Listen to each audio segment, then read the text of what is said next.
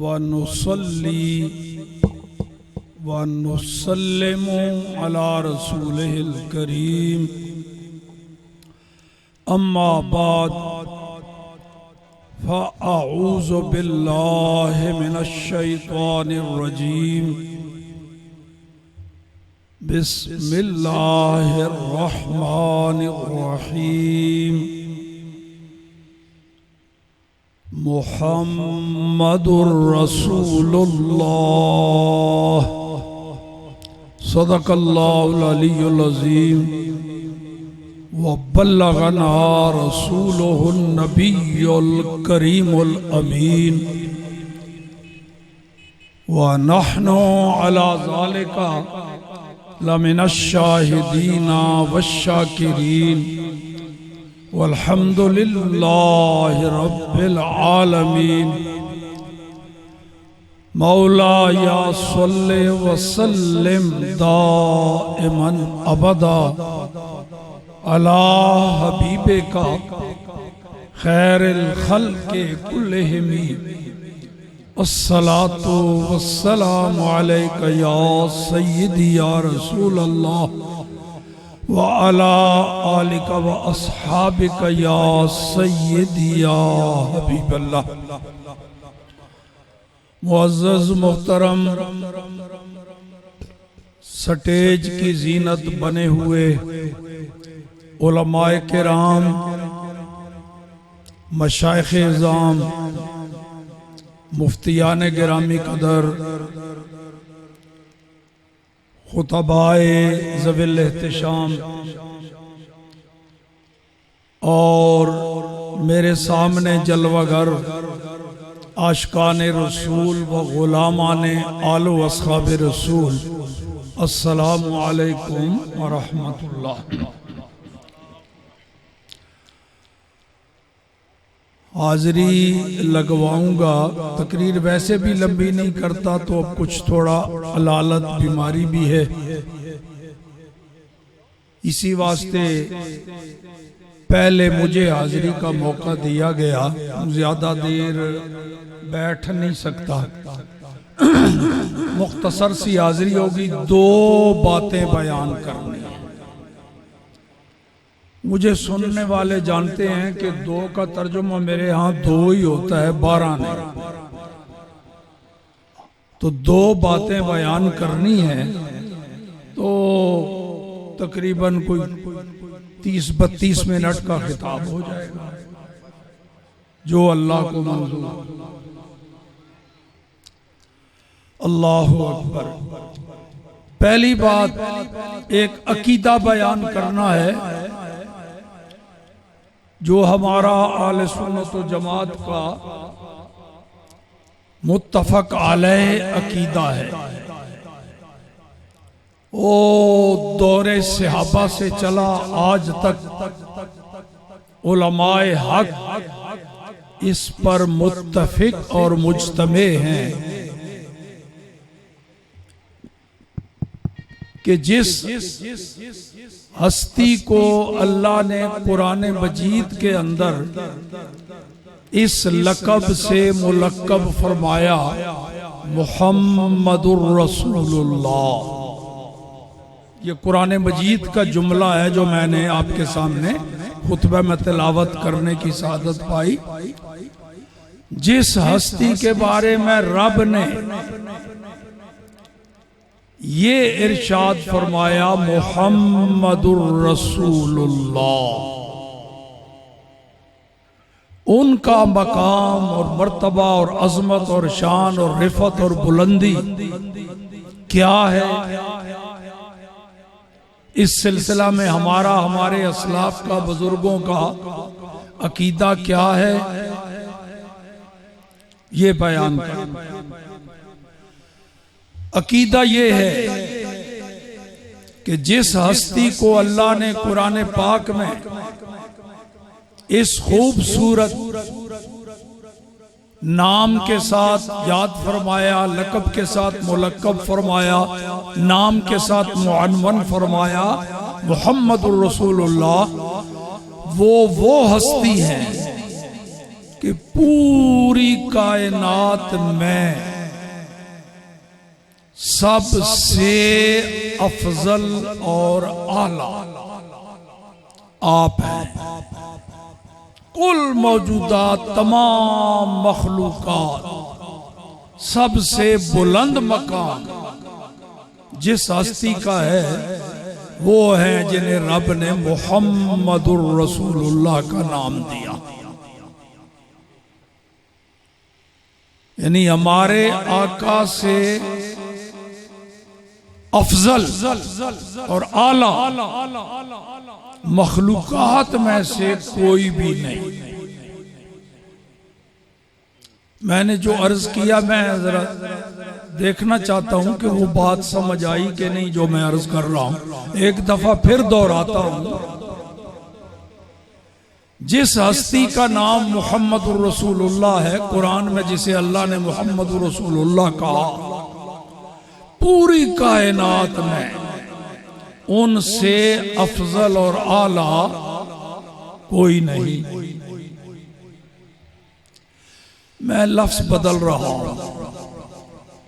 یہی عقیدہ بیان کرنے کے لیے اگر ان لفظوں سے زیادہ بہتر لفظ مل جائیں، زیادہ لذیذ، زیادہ میٹھے، تو لفظ بدلنے میں کوئی آر محسوس نہیں ہونی چاہیے. پہلے میں یہ کہہ رہا ہوں کہ ہمارے آقا سے افضل کوئی نہیں. لفظ بدل رہا ہوں. ہمارا تو عقیدہ یہ ہے بھری کائنات میں ہمارے آقا کی شان کے برابر کوئی نہیں. افضل تو بعد کی بات ہے نا. ہمارے آقا کی مثل کوئی نہیں، آپ کی شان کے برابر کوئی نہیں. جیسی عظمت رب نے آپ کو عطا فرمائی ویسے کسی اور کے حصے میں نہیں آئی. کوئی ہمارے آقا کے برابر نہیں. میں پھر لفظ بدلنے لگا. اگر یہی عقیدہ بیان کرنے کے لیے اس سے بھی زیادہ اچھے لفظ مل جائیں تو لفظ بدلنے میں کیا آ رہا ہے؟ ہمارا عقیدہ یہ ہے جناب کہ پوری کائنات میں ہمارے آقا کی شان کے قریب بھی کوئی نہیں پہنچا. برابر ہونا تو بعد کی بات ہے، افضل ہونا. پوری کائنات میں کوئی ایسا نہیں ہے جس کی شان اور عظمت ہمارے آقا کی شان کے قریب بھی پہنچی. اور یہی وہ عقیدہ ہے جسے امام بصیری نے ایک شعر میں یوں تعبیر فرمایا: فاقن نبیین فی خلق وفی خلق، فاقن نبیین فی خلق وفی خلق ولم یدانوہ فی علم ولا کرم. ہمارے آقا سارے نبیوں سے فوقیت لے گئے، آگے نکل گئے سب سے، صورت میں بھی اور سیرت میں بھی. سارے نبی عظمت والے، شان والے. ان سارے نبیوں کی عظمتیں جمع کر لو، تمام نبی مل کے بھی ہمارے آقا کی شان کے قریب نہیں. امام بصیری فرما رہے ہیں لم یدانوہ، لم یساووہ نہیں فرمایا. یہ نہیں فرمایا ہمارے آقا کے برابر نہیں، فرمایا قریب بھی نہیں پہنچے. لم یدانوہ فی علم ولا کرم. تو وہ عظیم ہستی ہے محمد الرسول اللہ. اور ایک جملہ عرض کروں، 1.25 کے قریب اللہ نے نبی بھیجے ہیں، 1,24,000 سارے ہی سچے، سب پر حق، سارے مقدس، سارے معصوم. لیکن ان 1.25 لاکھ کے قریب نبیوں میں کوئی ایک بھی ایسا نہیں جو کسی دوسرے نبی کا امتی ہو، اپنی قوم کا نبی ہو اور کسی دوسرے نبی کا امتی بھی ہو۔ 1,24,000 نبیوں میں ایک بھی ایسا نہیں ملے گا، حالانکہ ایک زمانے میں کئی نبی بھی آئے، اس قوم کا کوئی اور نبی ہے، اس کا کوئی اور نبی ہے، اس علاقے کا نبی کوئی اور دوسرے، ایک ہی زمانے میں، مگر کوئی ایک نبی بھی دوسرے نبی کا امتی نہیں ہوگا۔ کیا کہا میں نے؟ 1.25 لاکھ نبیوں میں سے کوئی ایک نبی بھی ایسا نہیں جو کسی دوسرے نبی کا امتی ہو۔ ذرا یہ لفظ بولو گے تو مزہ بڑا آئے گا اگلے جملے میں۔ یہ اگلے جملے کے لیے تمہید باندھ رہا ہوں، اگلے جملے میں بڑا مزہ آئے گا، بشرطے کہ اس جملے کو آپ اپنی زبان پر لے آئیں۔ پھر دوہرا رہا، 1,24,000 نبیوں میں سے کوئی ایک نبی بھی ایسا نہیں ملے گا جو کسی دوسرے نبی کا امتی ہو۔ اب جملہ بدل رہا ہوں، سبحان اللہ۔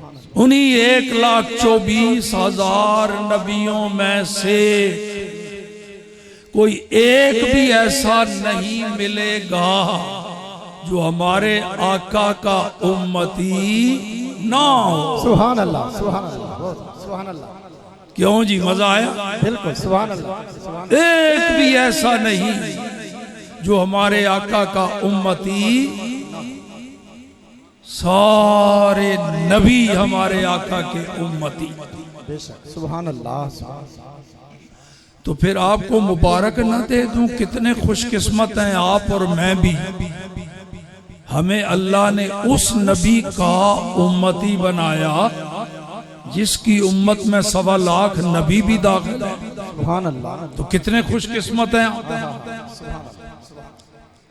تو ہمارے آقا کا مقام و مرتبہ سب سے اعلیٰ، سب سے اولیٰ و اعلیٰ ہمارا نبی، خلق سے اولیاء، اولیاء سے رسول اور رسولوں سے اعلیٰ ہمارا نبی۔ اعلیٰ حضرت نے یہ جو عقیدہ بیان کیا ہے، اسی کی تشریح چند منٹوں میں اس میں آپ کو بھی ساتھ شامل کرنا۔ اعلیٰ حضرت نے تو ایک شعر میں بات کو سمو دیا، میں ذرا تھوڑا اس کو چند منٹوں پر پھیلانا چاہتا ہوں، آپ کو بھی ساتھ شامل کرنا ہے، عقیدہ یہی بیان کرنا ہے کہ سب سے اونچا مقام ہمارے آقا کا۔ اللہ پاک نے مخلوق کو پیدا فرمایا، خالق سب کا ایک ہی، سب اسی کی مخلوق، لیکن مخلوق میں مرتبے سب کے ایک جیسے نہیں، بڑا فرق۔ اور اگر اس فرق کو کوئی نہ مانے تو بقول علامہ اقبال، گر فرق کے مراتب نہ کنی زندگی، پھر تو بے دین ہے۔ فرق ہے، ایک سے ایک افضل، اس سے کوئی اور افضل، اس سے جہاں ساری افضلیتیں جا کے ختم ہو جائیں وہاں مقام ہے ہمارے آقا محمد رسول صلی اللہ علیہ وسلم۔ سبحان اللہ۔ تو یہ لفظ افضل جو ہے، میں چاہتا ہوں یہ آپ سے کچھ چند بار کہلواؤں تاکہ جب فرشتے رجسٹر قیامت میں پیش کریں تو جو ہمارے حق میں، آپ کے حق میں بھی، میرے حق میں بھی گواہی بن جائے۔ فرشتے اس رجسٹر میں لکھیں گے ایک ہی صفحے پر، ایک ہی پیج پر ہمارا نام کہ یا اللہ، یہ اچ شریف کے ایک گراؤنڈ میں ان سب نے یہ اقرار کیا تھا جو ہم نے نوٹ کیا ہے کہ تیرا محبوب سب سے افضل اور اعلیٰ۔ سبحان اللہ۔ نعرہ رسالت، نعرہ رسالت، نعرہ رسالت، تاجدار ختم نبوت، تاجدار ختم نبوت۔ اور یہ عقیدہ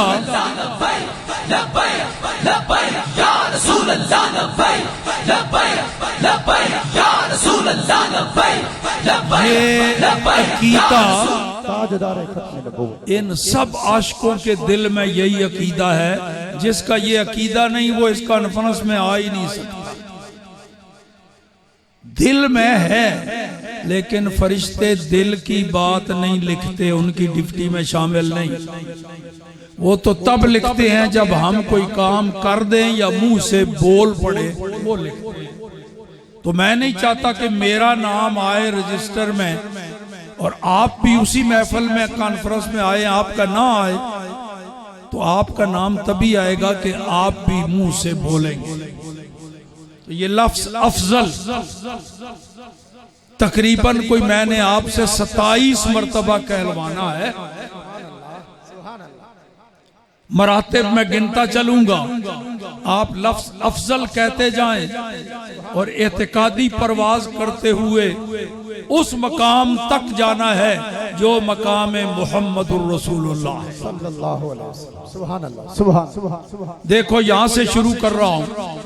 آپ نے یہ جملہ سنا ہوگا، کئی بار کہا بھی ہوگا، انسان اشرف المخلوقات ہے۔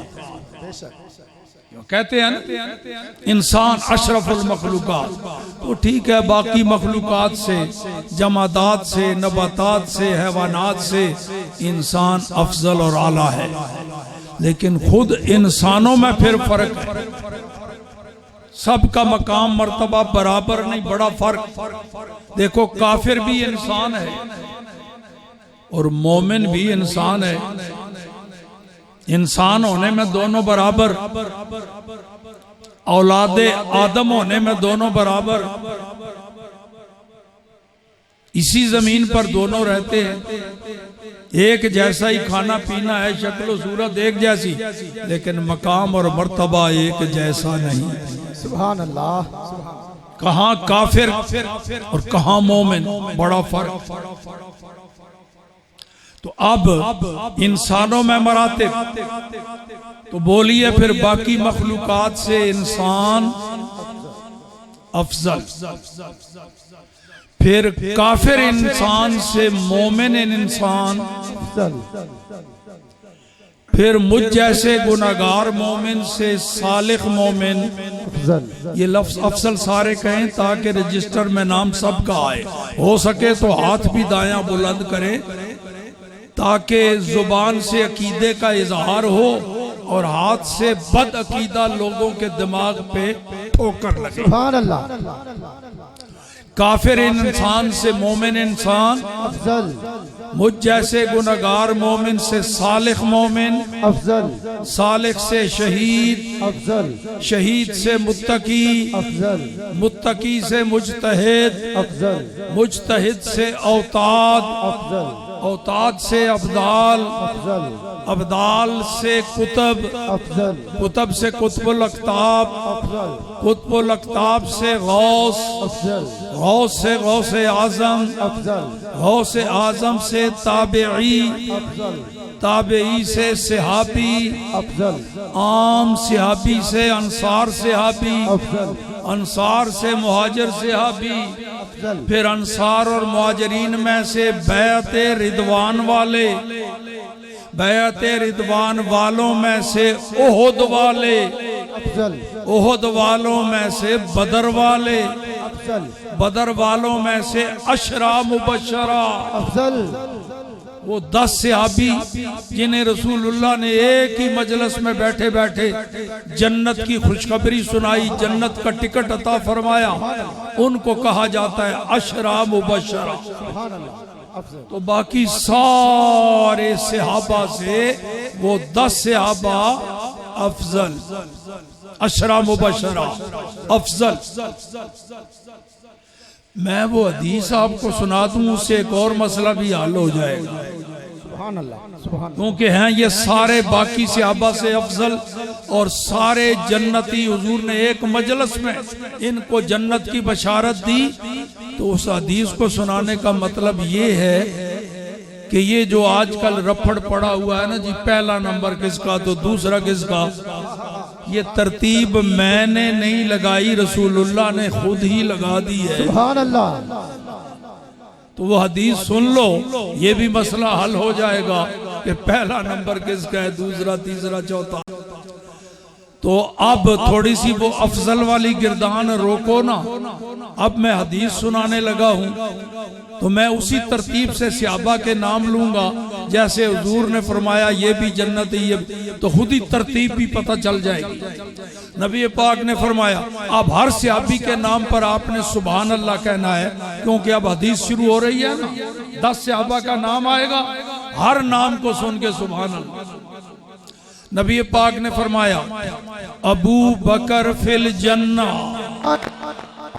عمر فی الجنہ، عثمان فی الجنہ، سبحان اللہ علی فی الجنہ، سبحان اللہ زبیر فی الجنہ، طلحہ فی الجنہ، سبحان اللہ عبد الرحمن ابن عوف فی الجنہ، سبحان اللہ ابو عبیدہ ابن الجراح فی الجنہ، سبحان اللہ سعد ابن ابی وقاص فی الجنہ، سبحان اللہ سعید ابن زید فی الجنہ۔ سبحان اللہ۔ تو یہ 10 صحابہ عشرہ مبشرہ، باقی سارے صحابہ سے افضل، پھر ان 10 میں سے خلفائے راشدین، افضل، خلفائے راشدین میں سے صدیق اکبر، افضل، صدیق اکبر سے نبی، افضل، نبی سے رسول، رسولوں میں اولو العزم، اولو العزموں میں جناب خلیل اللہ، افضل، اور جناب خلیل اللہ سے محمد الرسول اللہ۔ لبیک لبیک رسول اللہ، رسول اللہ لبیک لبیک لبیک یا رسول اللہ لبیک لبیک لبیک یا رسول اللہ لبیک لبیک لبیک یا رسول اللہ لبیک لبیک لبیک یا رسول اللہ لبیک لبیک لبیک یا رسول اللہ لبیک لبیک لبیک۔ سبحان اللہ، کیوں جی یہ ہے ہمارا عقیدہ۔ پوری کائنات مرحلہ وار نیچے رہ گئی، سب سے اوپر مقام آیا ہمارے آقا کا، اس سے اوپر رب کریم کا مقام ہے، مخلوقات میں سے کوئی بھی ہمارے آقا کے برابر نہیں۔ یہ ایک بات ہو گئی، تو کہا تھا نا 2، تو دوسری بات آپ کے اس نعرے سے متعلق ہے، جو والہانہ انداز میں یہ نعرہ لگاتے ہیں نا لبیک کا، عجیب یہ نعرہ ہے جناب، کتنی لذت اس میں، کتنی مٹھاس اور کتنی اس میں روحانی پاور ہے۔ باقی بھی نعرے ہیں ہمارے، وہ نعرے لگانے کے لیے نقیب محفل کو پورا زور لگانا پڑتا ہے، اور سارے بولو، اونچا بولو، ہاتھ اٹھاؤ، وہ والے بولیں، وہ والے بولیں، پھر بھی کوئی بولتا ہے، کوئی نہ کوئی داؤ پھر بھی لگا جاتا ہے، چپ رہتا ہے۔ کوئی خطیب دھڑلے سے خطاب کر رہا ہو تو کہے گا اونچا بولو، یہ کرو، لیکن کبھی سنا ہے آپ نے جب یہ نعرہ آتا ہے تو کسی کے کہنے کی ضرورت پیش آتی ہے بھی اونچے بولو یا ہاتھ اٹھاؤ؟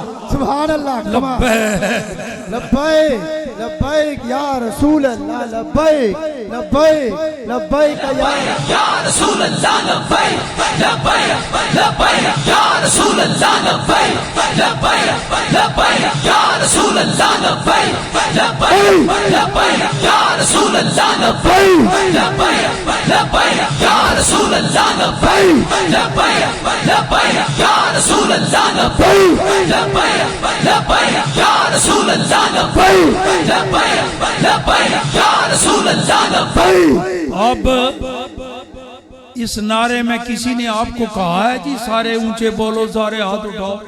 یہ خود اس نعرے کی اپنی پاور ہے کہ یہ جب زبان پہ آتا ہے تو چھوٹے بچے سے لے کر بوڑھے بابے تک سب میں ایک طاقت اور حرارت پیدا ہو جاتی ہے. اور اس نعرے کو لگاتے ہوئے آپ کو تو حق الیقین ہو گیا، تجربہ ہو گیا، اس نعرے کو لگاتے ہوئے تھکاوٹ محسوس نہیں ہوتی. گھنٹوں یہ نعرہ لگتا رہتا تھا دھرنے میں، تھکتے نہیں تھے لوگ، اس میں تھکاوٹ کوئی نہیں. تو اب میں جو مسئلہ بتانے والا تھا اس نعرے سے متعلق وہ یہ ہے کہ اس نعرے کا پتہ ہے مطلب کیا ہے؟ یہ نعرہ لگا کے آپ سرکار دو عالم صلی اللہ علیہ وسلم سے ایک معاہدہ کر رہے ہیں. ذرا توجہ سے سن لو، یہ نعرہ جب آپ لگاتے ہیں تو سرکار سے ایک معاہدہ کر رہے ہیں. آپ حضور کی بارگاہ میں یہ عرض کر رہے ہیں میرے آقا میں حاضر، ہر لحاظ سے میں حاضر، میری جان مال تن من دھن آل اولاد عزت آبرو سب کچھ آپ کے لیے حاضر. سبحان اللہ. کیوں جی؟ یہ نعرہ لگا کے یہ کہتے ہیں آپ کہ اللہ میری جان بھی حاضر، میری دولت بھی اور میرا جناب آل اولاد بھی حاضر، اور میرے نوٹ بھی اور آگے ووٹ بھی حاضر. اچھا چلو میں تو سیاسی بندہ نہیں ہونا اس واسطے میں تو نہیں، لیکن آپ سب کہہ رہے ہیں بھئی نوٹ بھی حاضر تو پھر ووٹ بھی حاضر. کیوں؟ کہ آپ رسول اللہ سے یہ معاہدہ کر رہے ہیں. بے شک بے شک. تو جب ووٹ کا مرحلہ آئے تو 2 انچ کی پرچی تو آپ حضور کے لیے حاضر کر نہ سکیں اور معاہدہ کر رہے ہیں حضور سے، حضور صاحب کچھ حاضر. اس نعرے کا بڑا فائدہ ہے جناب، اس کو یاد رکھنا اور پکائی رکھنا، اس نعرے کو، اس کا ورد جاری رکھنا بڑا فائدہ. یہاں تو آپ یہ نعرہ لگاتے ہیں تو بن دیکھے لگاتے ہیں نا، سبحان اللہ. پھر بھی بڑا مزہ آتا ہے. ایک مقام آ رہا ہے جس میں حضور سامنے نظر آ رہے ہوں گے سبحان اللہ. واہ اور فرشتے، آ رہا ہے وہ مرحلہ انشاءاللہ، اور فرشتے ہاتھ کا اشارہ کر کے کہیں گے، قبر کی بات کر رہا ہوں، فرشتے یوں ہاتھ کا اشارہ کریں گے، کہیں گے دیکھو ادھر، ما کنتا تقول فی حاضر رجل، یہ جو ہستی نظر آ رہی ہے، یہ جو حسن و جمال کا پیکر نظر آ رہا ہے، ادھر دیکھ، حاضر رجل، یہ تو بتا دنیا میں ان کے بارے میں تو کیا کہتا تھا. یہ ہے فرشتوں کا سوال. حدیث کا ترجمہ بالکل لفظی یہی بنتا ہے، ماضی استمراری.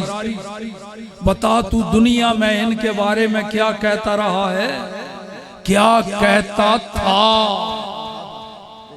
تو اس کو چیتا آ جائے گا نا. ورد یہاں پکایا ہوا ہے نعرہ، یہاں بن دیکھے لگاتا ہے حضور، جب سامنے ہوں گے یاد آ جائے گا اس کو، اور فرشتوں کو کہہ کے جواب دے گا.